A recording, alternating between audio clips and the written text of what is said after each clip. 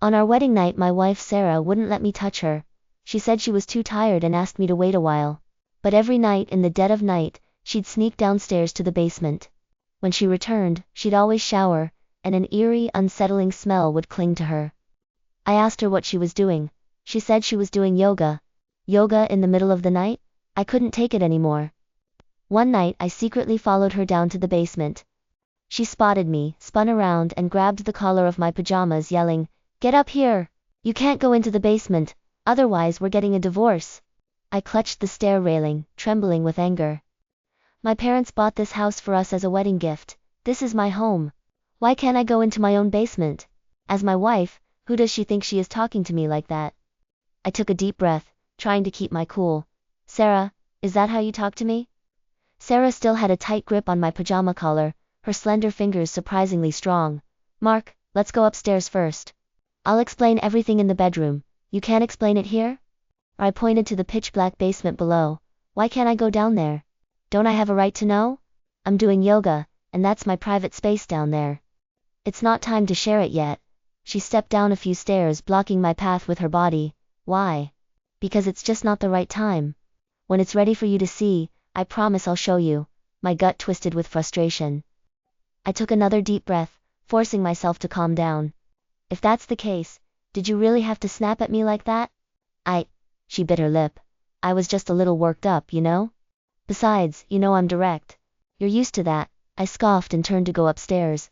Fine, I'd wait until she left for work tomorrow, then I'd check out what was really going on down there. Back in bed I tossed and turned, unable to sleep. There had to be something fishy going on in that basement, something serious. Was it a secret Sarah didn't want anyone to know? I looked at her. She was also awake, staring at the ceiling, lost in thought. I remembered how shocked I'd been when she first asked me out. She was so beautiful, with so many guys after her, while I was just an average-looking guy. What did she even see in me? She'd said she liked my kindness, my quiet demeanor, and the sense of calm I brought her. I believed her. But if that was true, why did she push me away every night? I'm her husband after all. Was this normal? Finally, I couldn't hold back. I reached out wanting to gently caress her cheek. What are you doing? She pulled away like she'd been burned, glaring at me with disgust. The kind of look you give something revolting. I suddenly got it and angrily turned away, but I couldn't let that insult slide. If she didn't have feelings for me, why did she ask me out? Why marry me? Thinking that, I spun around glaring at her. You said you needed time, that we couldn't be too intimate yet, and I get that. But why such a strong reaction when I just touched you? How many times have I explained this? It's a psychological thing. I'm looking for a therapist, aren't I? You need to be patient. Sarah picked up her phone and gently tapped my shoulder with the back of it. She wouldn't even touch me with her hand. Mark, please, just give me 6 months, okay? After 6 months I promise I'll be better. She tapped me with her phone, not even her hand. Was I really that repulsive to her? Could I even believe her? But right then, I had no choice but to wait. I sighed and rolled over. Truth is, I'd given her everything. From the start of our relationship, I'd done whatever she wanted.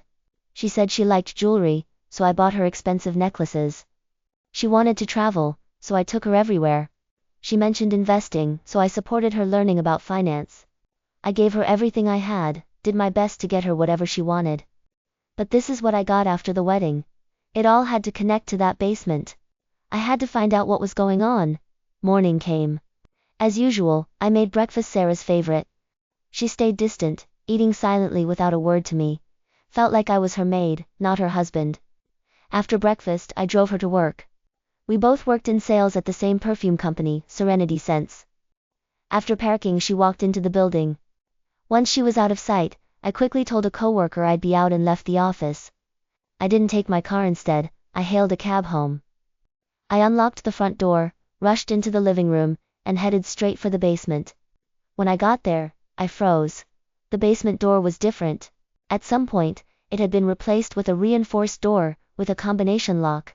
Without the code, there was no way in. I pulled out my phone, took a picture of the door, and started looking up how to open this kind of lock. What are you doing? Sarah suddenly appeared at the top of the stairs yelling. She hadn't trusted me and had followed me home. She practically ran down the stairs and slapped me hard across the face. What did I tell you? You hit me. I held my stinging cheek. She continued to yell, "What did I tell you?" I yelled back, "This is my house. Don't I have the right to go in? And you couldn't even tell me you were changing the door. I was just about to tell you."